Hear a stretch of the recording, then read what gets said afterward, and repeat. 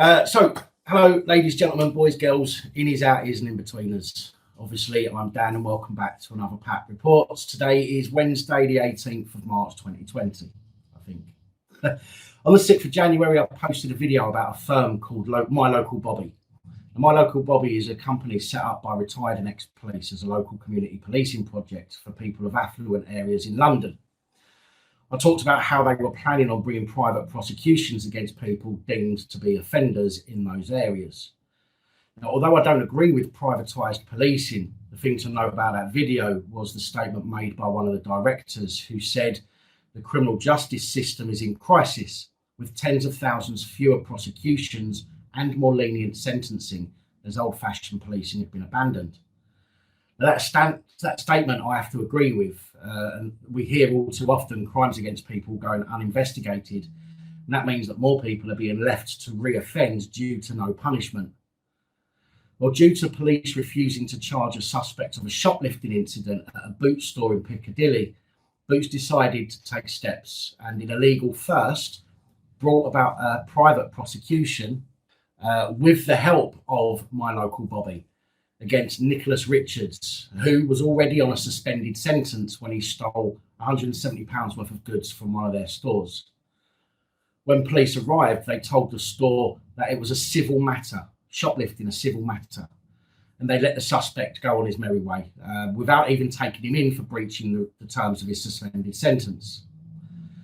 Richards already had 25 previous convictions, including 18 for shoplifting, and he admitted the offence at Medway Magistrates Court in Kent, and he's going to be sentenced later this month, apparently.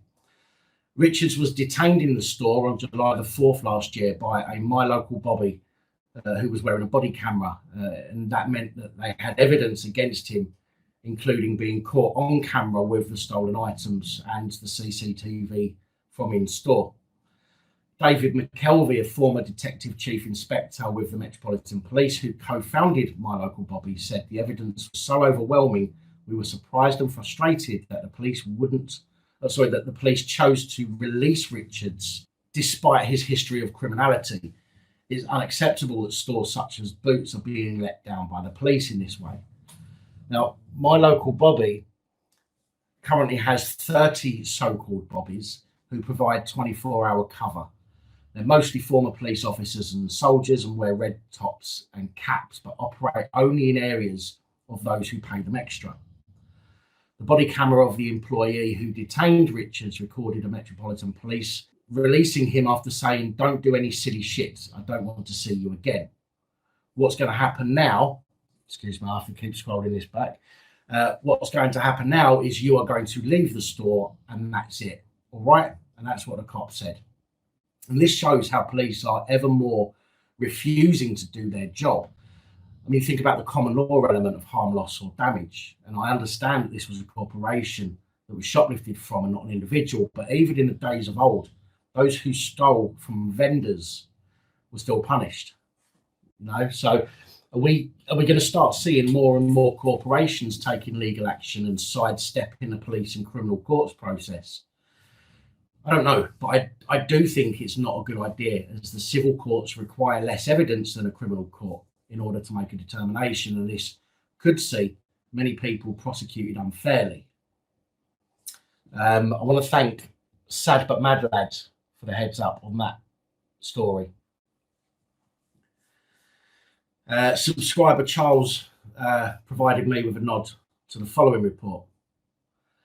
29-year-old Spencer Ashworth was shot dead in 2017 by armed police in a traffic stop. The IOPC, who have been investigating the fatal shooting, has said that the killing was lawful, as Ashworth was believed to pose an immediate threat to life. It was said that Spencer was waving a handgun at another motorist on the A369 Portbury 100 in September 2017. Police arrived, stopped his vehicle at 9:32. The IOPC said that the officers attempted to verbally engage with Mr. Ashworth for more than 30 seconds, but he did not comply with instructions to show his hands and get out of the car. He was seen to aim a pistol at one of the officers and fire it. The four armed officers discharged 15 rounds from their handguns over a period of 4 seconds. Ashworth sustained fatal wounds to his head and chest and died at the scene. A later investigation showed that his weapon was a Walther air pistol, which had the appearance of a genuine Walther P99 semi-automatic. The air gun was said to have been fired twice during the incident, causing a superficial injury to the thigh of one of the officers. Catrin Evans, regional director for the IOPC, said that I send my condolences to Mr. Ashworth's family and everyone affected by this tragic incident. The evidence shows officers initially provided loud, clear and unambiguous verbal instructions to Mr. Ashworth, which sadly he did not comply with. The fact that 4 armed officers fired simultaneously can, in our opinion, be considered an indication that each of them concurrently and instinctively perceived there to be an immediate threat to life. Well, I don't necessarily think that's true. If you're standing there in a state of panic, you've got somebody in front of you that potentially has a weapon, and you see it on films, right? One person fires their weapon, and because that one person fires, everybody else fires because of panic. Yeah, you see it in films all the time, and I know films aren't real life, but they are based on real life, actions, how you would generally react in a real life situation.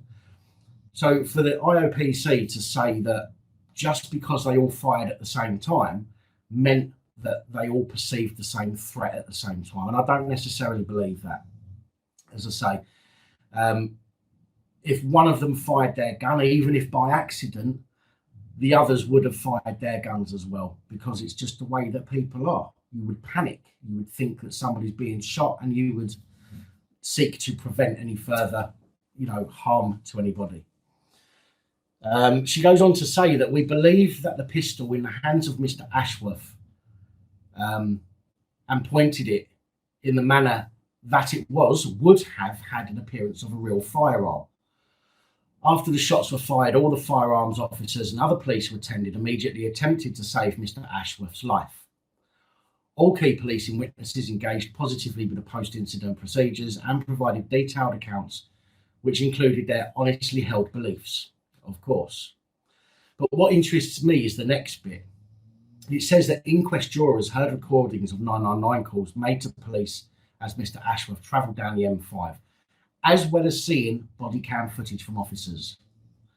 But yet the IOPC said it had identified learning that all authorised firearms officers should be reminded of the requirement to start filming on their body cams when they're directed to a firearms incident. So either they had their body cams on and the jurors saw it, or they didn't have it on, hence why the IOPC said they've identified learning. Doesn't really make sense to me. Except for, seeing as the footage hasn't been released, maybe the footage they saw was simply the aftermath and not the incident itself, which would mean that the dead man has no defence against any false allegations that may have been made against him by several police who riddled him with bullets. And let's face it, it wouldn't be the first time the police have conspired to cover up their actions. Now, I do want to say that if somebody was pointing a realistic weapon at someone, you're not going to immediately assume it's a toy, but rather a real weapon. And that I fully understand, but the report suggests that one police officer received a superficial pellet graze on his leg, which should have indicated that it wasn't a real gun, either by the sound or by the wounds. However, let's be fair, someone's pointing a gun at you and you hear a bang of any description, you're likely to panic. But again, something I don't quite get is that if you have a toy gun, why the hell would you be waving it around when faced by multiple armed officers, unless you're completely off your trolley? So to be completely clear, I'm not necessarily suggesting here that the police were wrong. If they really were faced with a man waving a realistic looking air pistol at them, but I find it strange that there is no released footage, and that it was said the jury saw footage, but the IOPC said they have identified learning that firearms officers should put their cameras on. So a little bit on a weird one there. I find it interesting on top of that fact that no one else could defend the dead man against what could have been false reports of the incident. And that strengthens my reasoning why you should always film the police, even if they're not dealing with you directly, because you could very well be saving someone's life, their reputation, or saving them from false or malicious reports from police in order to cover their own arses. On the 16th, we spoke about 30-year-old Georgia Elisabeth Carney, who racked up 66 points on her driving licence but was spared a ban by the court as it could affect her business. Well, today we have another cretin who seems to have some kind of privilege that the rest of us don't, and that's 50-year-old Phillip Davies from Wilmslow in Cheshire. Davies is described as a millionaire businessman and had been facing a ban of at least 6 months under the totting up procedure after a speed camera captures his 50 grand Range Rover Vogue travelling at 37 and then 39 miles an hour in a 30 zone. He already had 3 points from a speeding conviction in May 2017, 4 points from another offence in October 2018, and at the time of his getting caught this time, he already had 13 points on his licence, which means he should have already been banned. His defence told the court that Davies's company would stagnate if he was banned from the roads because he requires a vehicle on every occasion he visits other businesses all over the country. But what about the mothers and fathers who need a vehicle to get to the shops or take their kids to school or to get to work themselves? I rarely hear about the police or courts letting them people off. Should that happen, his barrister went on, his sole employee risked losing their job, the court heard. Mr. Sherrington continued. He has been married for 18 years, has got 2 sons at Manchester Grammar School who are 17 and 13. His eldest needs to be taken to and from school and numerous extracurricular activities. His youngest son is a very talented footballer who has a 2-year contract with Burnley FC. You must understand the potential opportunity this child has. He has done extraordinarily well. His lawyer then explained how the younger sibling is not in a position at the moment to get to and from Burnley on public transport, and Mr. Davies has to take a 3-hour round trip to get there. Not everybody gets a chance to play professional football, he said. No, and not everybody else has enough money to make the court see them as privileged either. Davies was provided a driving ban, but only for 6 weeks. He was fined a paltry £1,500, ordered to pay £185 in costs and surcharges, and he was given another 6 points on his licence. So, a millionaire who has broken the law gets a pittance fine, which I'm sure he paid immediately, and given more points to a tune of 19 in total on his licence. I mean, I thought the DVLA were able to revoke people's licences without it going to court. I think if they can, they really need to step up on this case and of Georgia from Monday's report, who currently has 66 points on their licence. The entire court system is a joke and proving more and more how biased they are towards people based on their class. Now we have another court proving it is not fit for purpose. Greenock Sheriff's Court has failed to jail a teenage drug dealer and offensive weapon offender so he can DJ at weekends. Eamon McGee, who admitted possession of cocaine with intent to supply, had already breached a nighttime bail curfew while awaiting sentence and was also charged with having a knife. Although his not guilty plea to the knife was accepted by prosecutors. Mr. Drummond of Keenan Solicitors told the court that McGee blamed the possession of cocaine on a friend who was now dead. How handy that is for you. And that Mr. McGee is 19, and it is plain that his direction of travel will in all likelihood be determined at this juncture. The tone of the background report is indicative of someone who has been assessed as having possibilities and hope for Mr. McGee regarding his attitude and insight. If he concentrates on the pro-social aspects of his life, he is capable of not offending. Well, couldn't we say the same for murderers and rapists? You know, Your Honour, if my client who viciously stabbed 12 people concentrates on not doing it again, then he deserves not to go to prison. Sheriff Michael Higgins imposed a tag curfew as a direct alternative to custody after inquiring about McGee's weekend DJ work. McGee will also be able to work as a delivery driver for a fast food outlet, as his curfew restrictions are from 10 p.m. till 6 a.m. Right, work that out. You got a curfew as punishment, and your curfew is set from bedtime till the time you wake up. I mean, what the fucking kind of punishment is that? You know, it is literally I can't even describe what kind of punishment that is, because it is just no punishment at all. You are banned from going out from the moment, from bedtime until it's time to wake up. Right, okay. Now, he was told that he must also complete 216 hours of community service and will be kept under a social work supervision for 18 months. Sheriff Michael Higgins said, "You have pleaded guilty to very serious offences. I have considered the imposition of a custodial sentence, and that would be justified." Oh, well, I'm terribly sorry for imposing a custodial sentence on you for breaking fucking law. Jesus. He says, "However, I'm satisfied that an alternative to custody is available to you. I accept that you are a young man who has had problems, not all of your own making, no doubt because he blamed them all on his dead mate. You are at a point where you need to make a choice where you go in life, and these offences are not the way to progress." So the judge can identify the seriousness of the offences, and that jail is justified, but gives him no jail and a curfew that's about as useful as a fucking ashtray on a motorbike. I mean, it's amazing how the establishment moan about crime rates going up and then give sentences like this for offences and offenders that they call serious. What a joke. Now we're heading over to our favourite Metropolitan Police, who have apparently been shredding documents linked to undercover policing inquiries.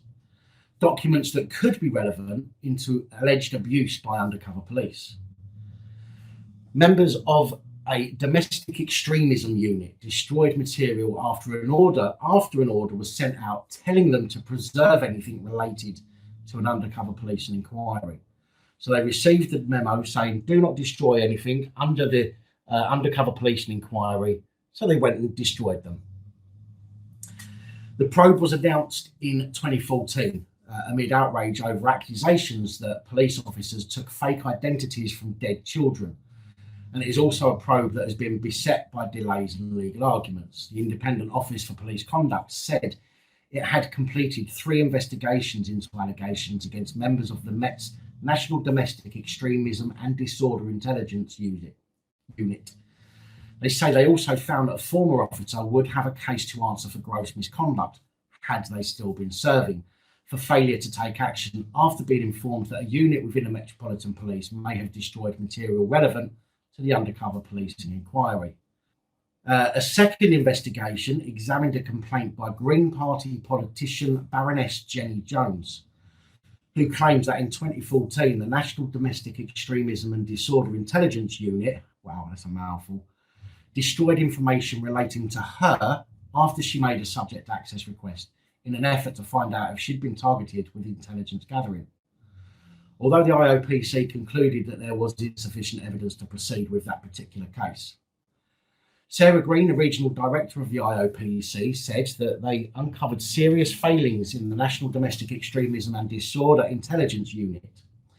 It is extremely unfortunate that a number of former police managers, I find it weird that she uses that word, former police managers, have refused to engage with this investigation to provide evidence about what steps, if any, were taken to ensure the documents were preserved for the inquiry. The investigation had no power to compel them to do so, although the inquiry might have if it considers their evidence on these issues to be relevant. A spokesperson for the Metropolitan Police said it had provided every assistance to the IOPC through its investigation. They said, "We are fully aware of our legal obligations and duties in respect of assisting public inquiries, and we are not complacent in making sure staff and officers know what they should do with material which may be useful for an inquiry. However, Met Police, you are completely complacent in other areas, like making sure all your police staff know and understand the laws that they are supposed to be enforcing."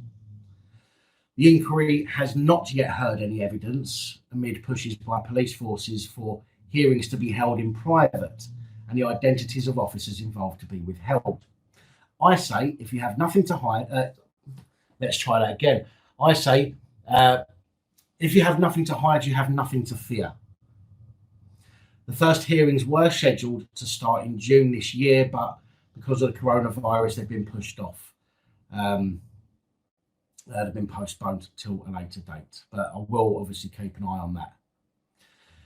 West Midlands Police now, they seem to be trying to hinder a private investigator from examining the case of Ryan Pass's death. Ryan was killed in Chicago's nightclub in Stourbridge in 2017. But after Kobe Murray was cleared of murder, Mr. Pass's family decided to hire a private investigator to look into the case in order to try and uncover new evidence in order to bring a civil proceeding against him.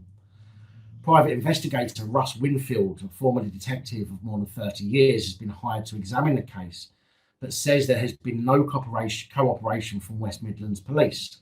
Surprise, surprise.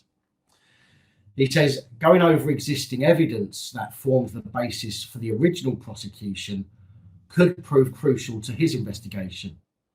He says we've asked a number of reasonable questions of West Midlands Police about the investigation, and the response has been woefully inadequate, and that's hampering our investigation. The family who tragically lost Ryan needed to be 100% certain everything that can be done has been done. Platitudes from West Midlands Police are not good enough with no substance, he said. Mr. Winfield has pledged to fully reinvestigate the death with or without the assistance of the police, and will attempt to gather fresh evidence and appeal for new witnesses to come forward.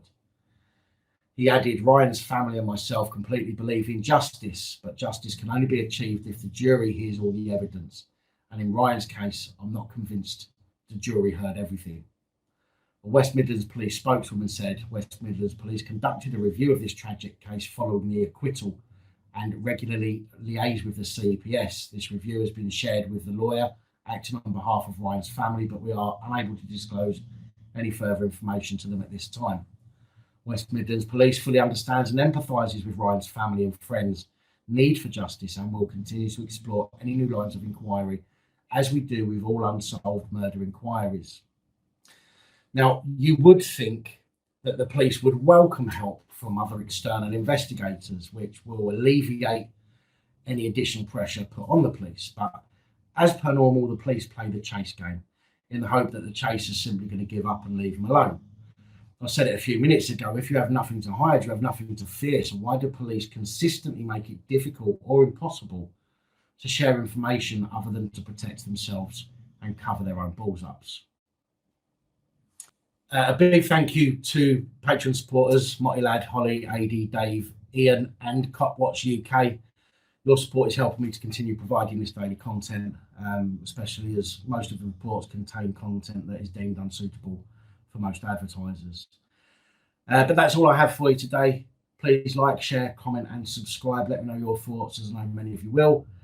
Until next time, stay safe, look after each other, film the police and other officials. Good night, all. Thank you for taking the time to watch this video. If you like the content and you'd like to help support the channel, you can do so. In the description of every video, there are some links to ways that you're able to help support the channel so I can continue putting out content. If you're unable to help us in that way, hit that subscribe button up the top there. If you haven't already, become a subscriber. That is support enough. Share the videos, comment, like, it all helps. If you're looking for something else to watch, up top there is my latest video. Down the bottom there is a video that YouTube recommends for you.